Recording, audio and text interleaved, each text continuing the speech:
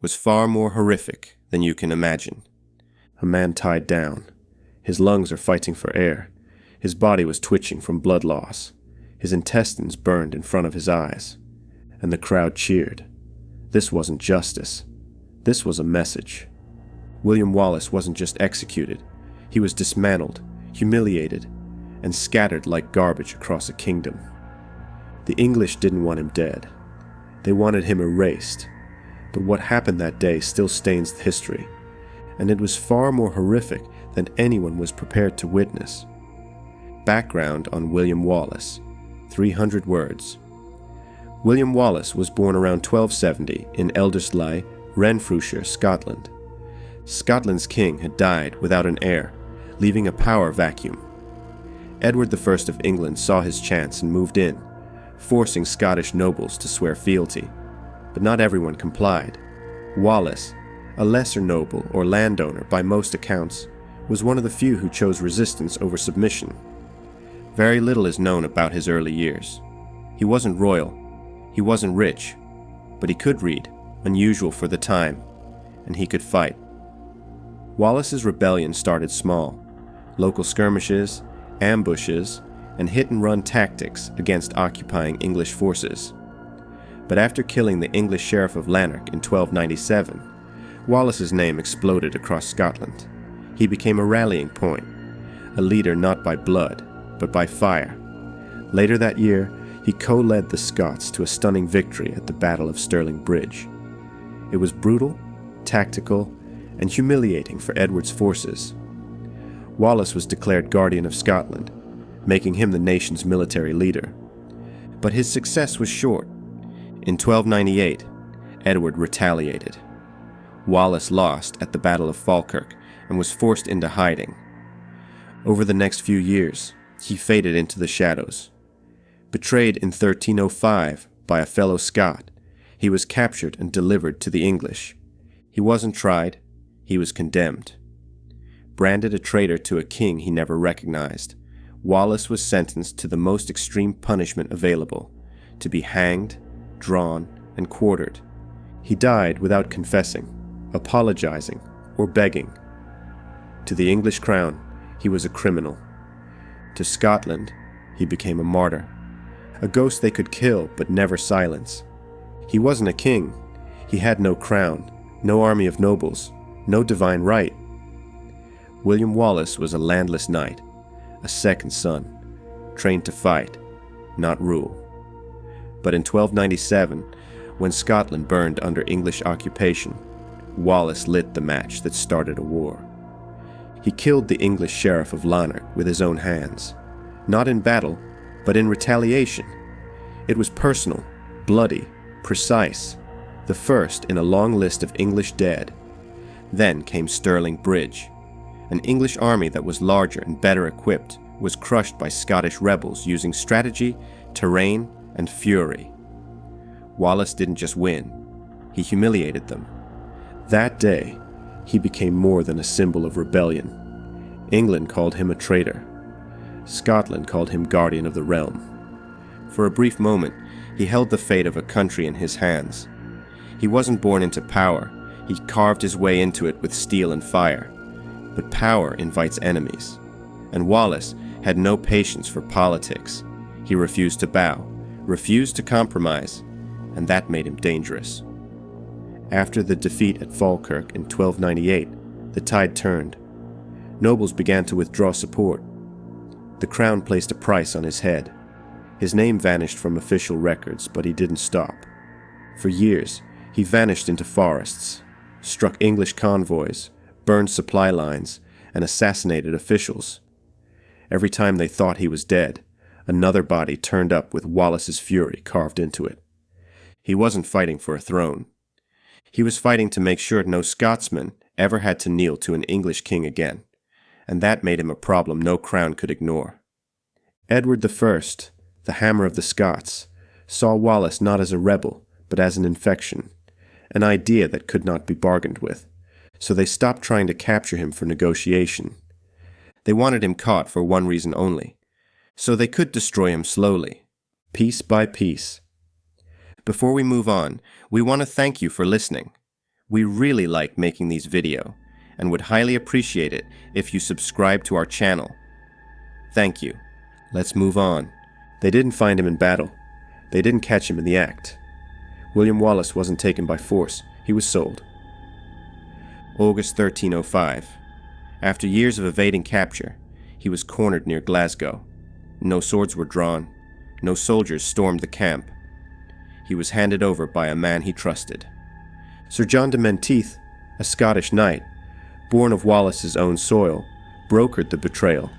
Historians argue about his motives: gold, titles, safety. Maybe all three, but it doesn't matter. The result was the same.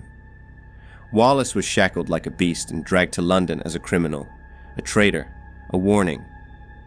They made sure the journey was long. Villages lined the roads. People spat, jeered, cursed. Word had already spread. The savage Scotsman was coming. The one who had butchered English men at Stirling. The man who burned down garrisons and disappeared into fog. He arrived bruised and silent. They didn't throw him into a dungeon. They paraded him through the city, tied to a horse, filthy, barely alive. Not to prepare him for a fair trial, but to introduce the execution. In Edward's court, justice had no scale. It had a blade, and Wallace wasn't being prepared to speak.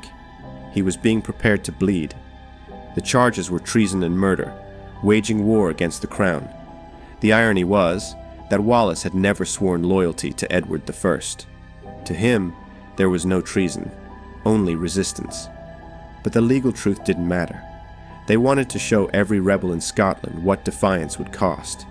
Not just death, but shame, agony, and obliteration. And they wanted it public, so that when the flesh was torn, when the ropes snapped bone, when the organs hit the ground, everyone watching would understand. The crown doesn't forgive. And William Wallace wasn't just going to die. He was going to be made an example in the most brutal way the English crown had ever devised. August 23rd, 1305. Westminster Hall. There was no lawyer, no jury, no right of defense. William Wallace was dragged into court in chains, dirty, injured, and emaciated. His crime had already been decided. The trial was a formality, a show. They read out the charges: treason against King Edward, murder of English subjects, inciting rebellion, allying with England's enemies. Wallace stood silent until the word treason. He cut them off, spoke clearly. I could not be a traitor to Edward, for I was never his subject. That was all. He wasn't begging for his life. The English barons stared back, unmoved. Edward wasn't in the room, but his sentence was. Wallace was declared guilty on all counts. Not just guilty, unworthy of mercy. The punishment was already written. He would be drawn, tied to a horse, and dragged through the streets of London. Hanged, but not until death. Disemboweled and emasculated, while fully conscious. Beheaded, quartered, his limbs separated and sent to different corners of England and Scotland. This was not just execution. It was engineered pain, a blueprint for how to destroy a man in front of a nation. They wanted every step to be slow, ugly, and unforgettable. Edward, though, wanted it burned into the minds of every Scotsman considering resistance. You will not just die, you will be unmade. The trial ended. Wallace was dragged from the hall, and preparations for the execution began with full approval from the church, the court, and the crown. What came next would be remembered not as an execution, but as a horror show. They didn't lead him to the scaffold. They dragged him naked, bound, and tied by the heels. August heat. London streets were thick with the stench of rot, urine, and smoke. Wallace was fastened to a wooden hurdle, not even given the dignity of walking. Horses pulled the platform through mud, dung, and blood, his body scraping against splinters, stones, and filth. 4 miles, from the Tower of London to Smithfield. Crowds gathered. Children climbed onto rooftops. Vendors sold drinks. This wasn't just an execution, it was entertainment. People cheered, laughed, spat. He passed the elms, the field where men were hanged and left to rot. The place reeked of decay. Wallace knew what it meant. This was the path criminals took. But Wallace wasn't a thief or a murderer. He was a man who had fought for his homeland, and this was the crown's reward. By the time they reached the scaffold, his skin was torn. His muscles were swollen. His face was nearly unrecognizable from bruises and dried blood. But he was conscious, and that was the point. The executioners checked, made sure. No mercy, no errors. They needed him alive for what came next. Above him stood the gallows. Not a place of finality, a tool, just the first in a series. The English made certain the crowd saw everything, that the smell, the heat, the agony would stay with them. This wasn't punishment. This was theater. They wanted the people to see the body of William Wallace, not as a symbol of rebellion, but as something broken, something dragged, dirtied, defiled. And then, when the blood trail had reached its final stop, they began the next act. The rope, the knife, the fire. But this was only the beginning of the dissection. The crowd went quiet as the rope was fastened. Not out of respect, but anticipation. Wallace was lifted by the neck, the noose digging into his windpipe, cutting air, blood, and voice. His feet kicked, his body twisted. But the goal wasn't death. They hoisted him just high enough to choke, not enough to snap the neck, not enough to end it, just enough to make his body beg for release. And then they cut the rope. He dropped hard, slammed into the wooden platform, gasping, shaking, vomiting. Executioners moved fast, stripped him fully, even the last rags. His body lay bare before the crowd, covered in dirt, bruises, blood. Then came the blade. First, the genitals, cut off without warning. They held them up, for the crowd, for the record. Then came the knife to the abdomen. Wallace was still conscious as they slit him open, layer by layer. The intestines were pulled out slowly, deliberately, and laid across the platform like ropes. The pain was unimaginable, but he couldn't scream. His throat had already been damaged by the hanging. Then they reached the stomach. The executioner stopped, pulled out the entrails still warm with life, and threw them into a fire burning just feet away. Wallace watched his own insides burn. He watched his life be turned into smoke, and yet he lived. Minutes passed, agonizing, slow, deliberate. Every slice, every pull, every drop of blood was part of the design. The execution wasn't just meant to kill, it was meant to unmake, to leave nothing behind but a lesson. This was the price of defiance, the penalty for resistance, and still, it wasn't over. His heart was still beating, and the crown wasn't done yet. By now, Wallace was more blood than man. He had been hanged and cut. His entrails had been burned in front of his eyes. His body twitched, convulsed, but he clung to life.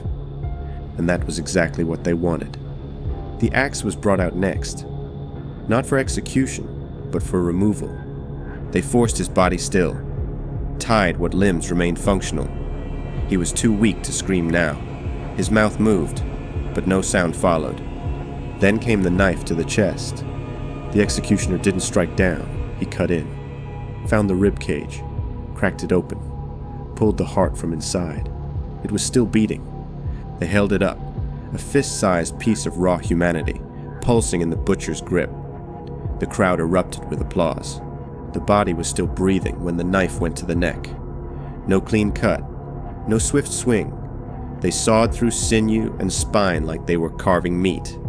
It took time, and they made time for it. The head didn't drop. It was lifted, displayed, blood running from the base. Wallace was finally dead, but the punishment still had chapters left. His corpse, what remained of it, was hacked apart at the joints. Arms, legs, split into quarters. A man turned into 4 warnings, and the display wasn't random. Each piece had a destination, a city chosen for its message. His left leg sent to Perth, his right to Aberdeen, one arm to Newcastle, another to Berwick.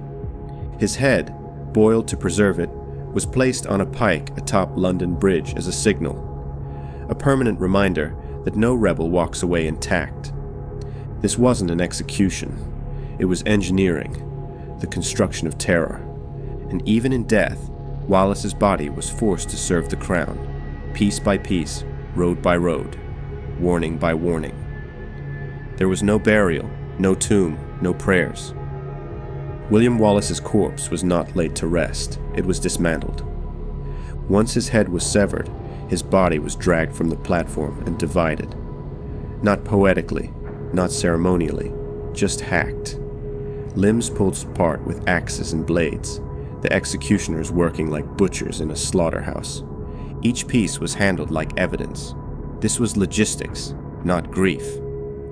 The English crown had a plan, to turn Wallace's body into a network of fear.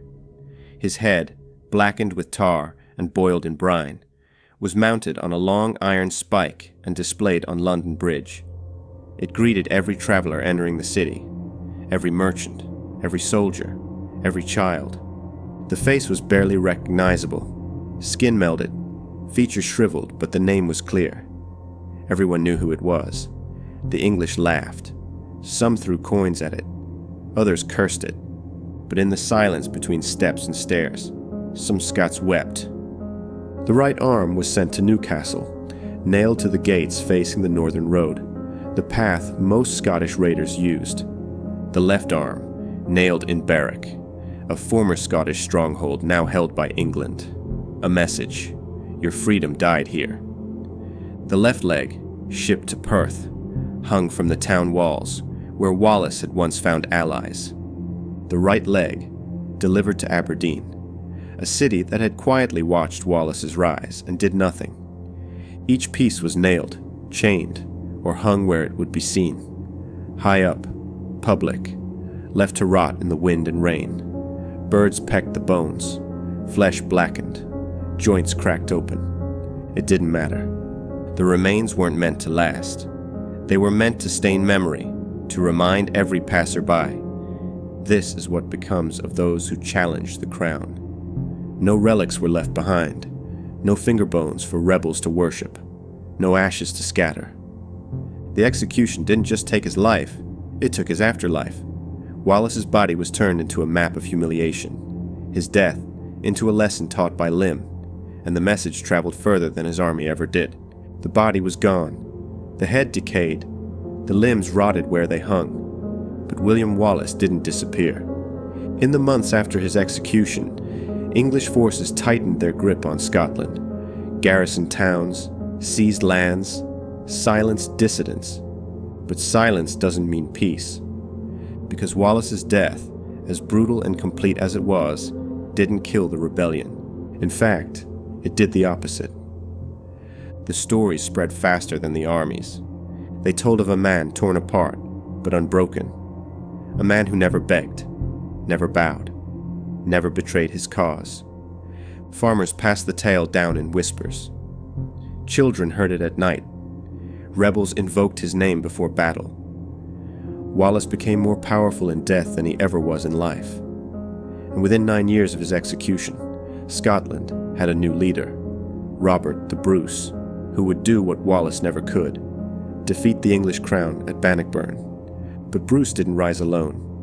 He stood on the blood-soaked legacy of a man the English tried to erase. The crown had quartered Wallace's body, but not his story. In 1320, the Declaration of Arbroath was written. It was the first official Scottish plea for independence, recognized by the Pope, and in its words was the echo of Wallace's fight. It is not for glory, nor riches, nor honors that we fight, but for freedom alone, which no good man gives up except with his life. That was Wallace. Even in pieces, even burned and broken, his defiance lived on. Statues came centuries later, ballads, books, films. But long before that, Wallace became a myth carved out of flesh. Not because he won, but because he lost everything and never stopped resisting. He wasn't the king. He wasn't chosen by birth. He was simply a man who chose to fight. And when the noose tightened, when the knives cut, when the flames rose, he never asked for mercy. That was the real threat. And that's why Edward didn't just execute him. He tried to destroy the idea of him, but the idea survived, and it still burns. Outro. William Wallace was executed, but he wasn't destroyed. His limbs were scattered. His body was desecrated. His memory was targeted for extinction. But in trying to silence him, Edward the Firm did something else. He created a symbol, not of victory, but of refusal. Refusal to kneel, refusal to betray, refusal to die quietly. Wallace's name outlived the men who killed him. His cause became a nation's fire. His death, a warning that didn't break the Scots, but hardened them. Centuries passed, kingdoms fell, but in every rebellion, every anthem, every cry for freedom, his name rises, not because he ruled, because he resisted, and the English crown learned something it never forgot. You can quarter a body, but not a legend. If you came this far, make sure to click the next video that's on the screen right now. Subscribe to stay engaged for more content.